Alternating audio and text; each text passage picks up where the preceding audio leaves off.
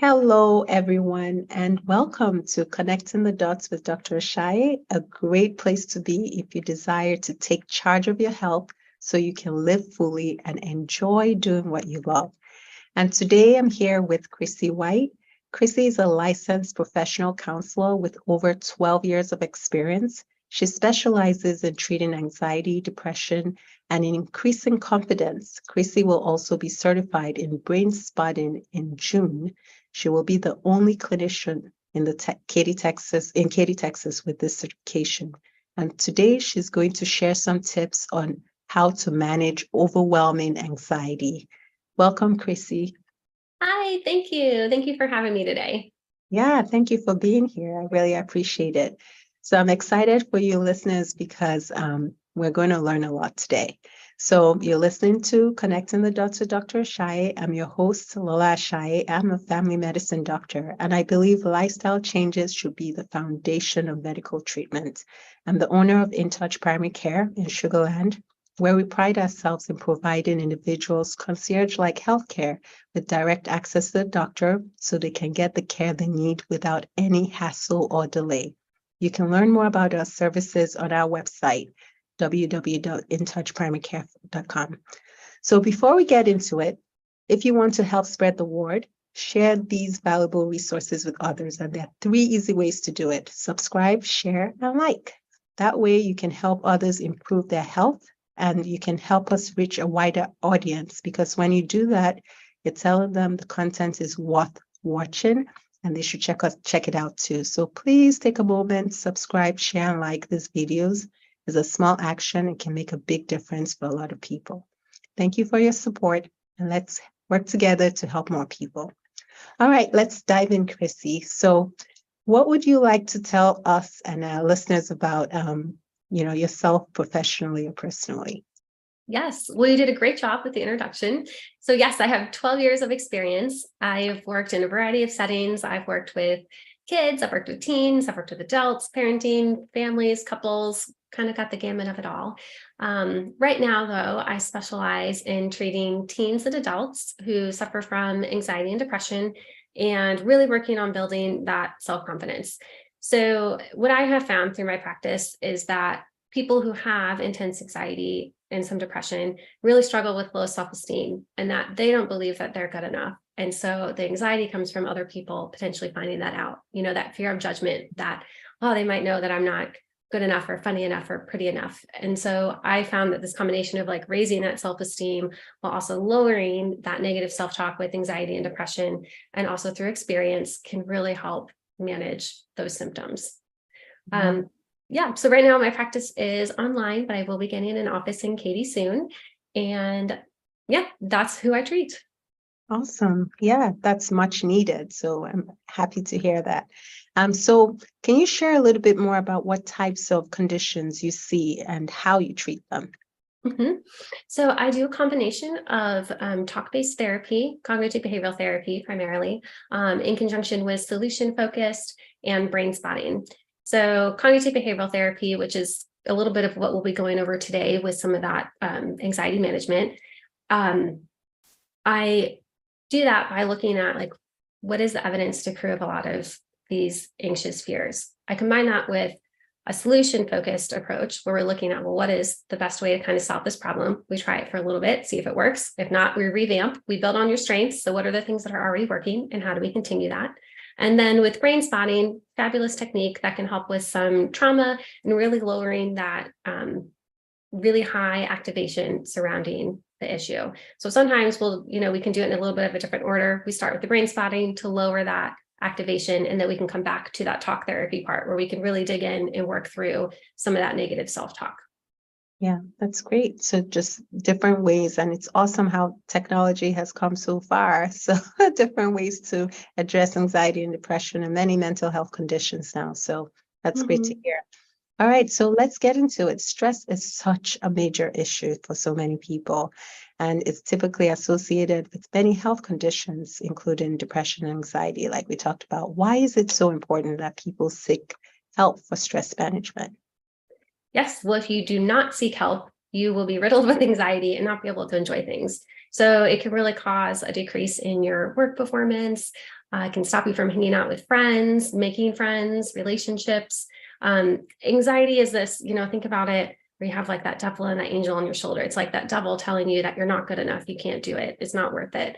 And that's not the case. But without seeking help, this becomes the majority of the self-talk that you're hearing every day, which really stops you from doing the things that can help you live a happy, healthy life.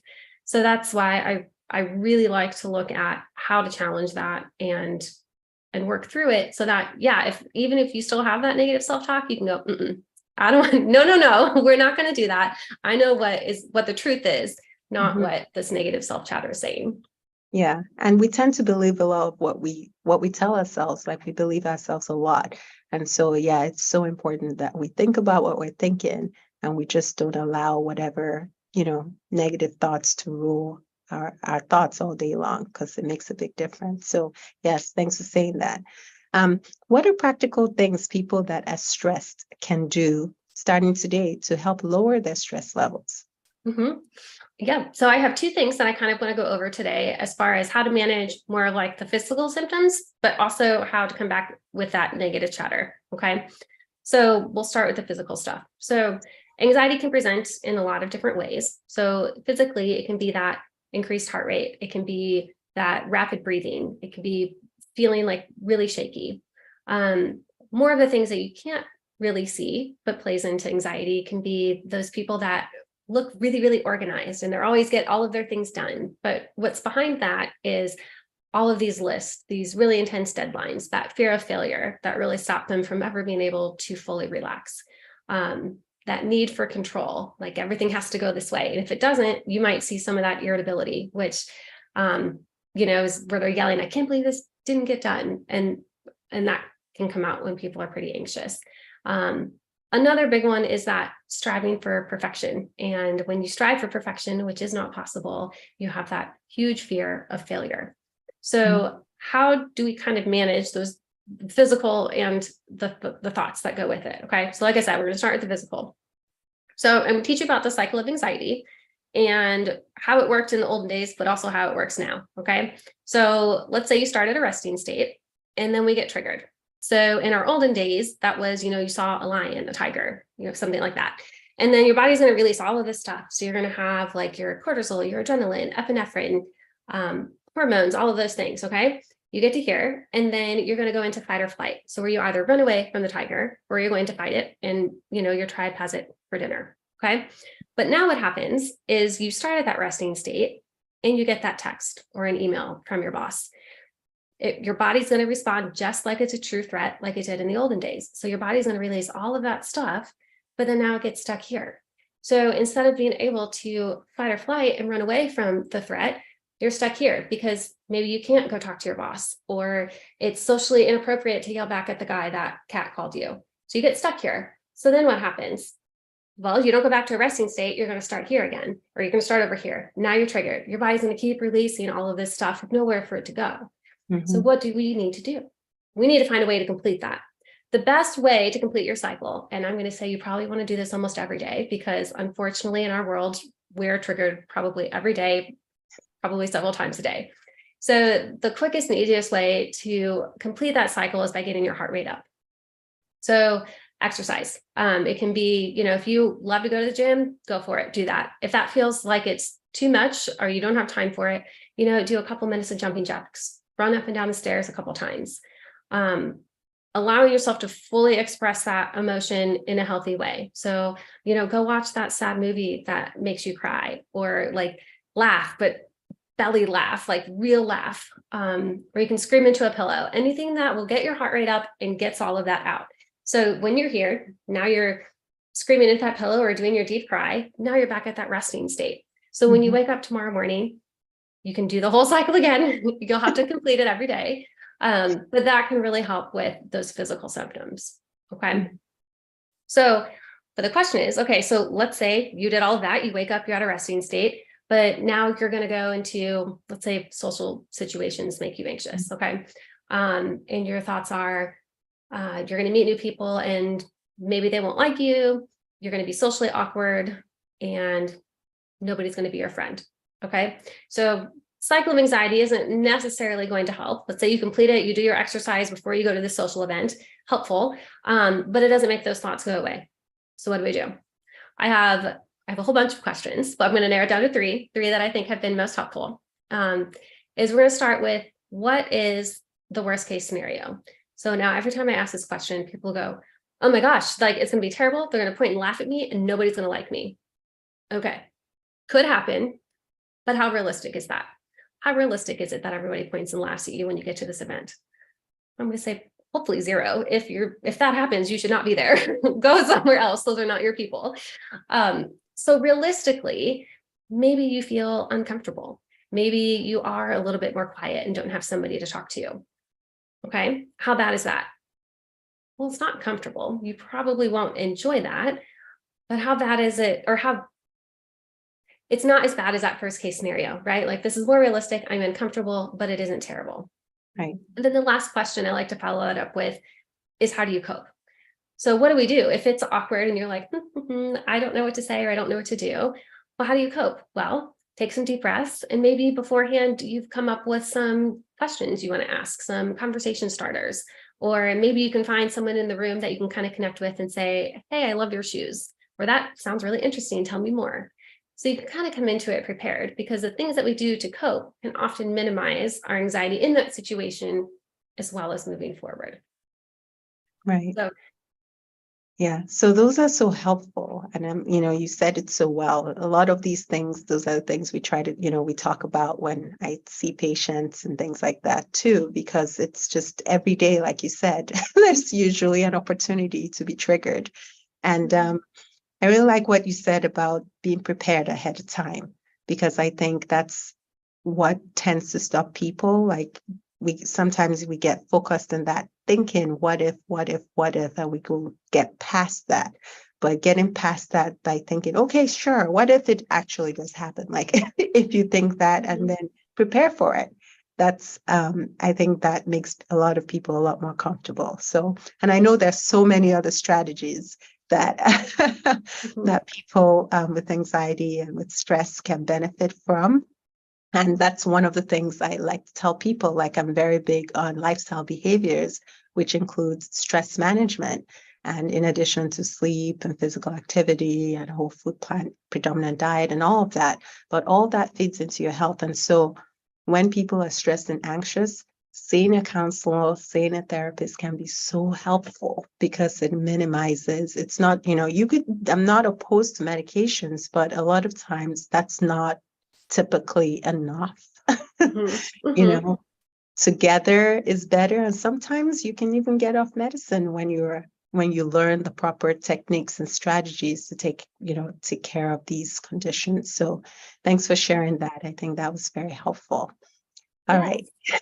So how does counseling help with stress and anxiety? And I already started to answer that, but can you tell me a story about how someone with anxiety benefited from counseling? Absolutely. So this is my jam, right? I love doing anxiety all day long.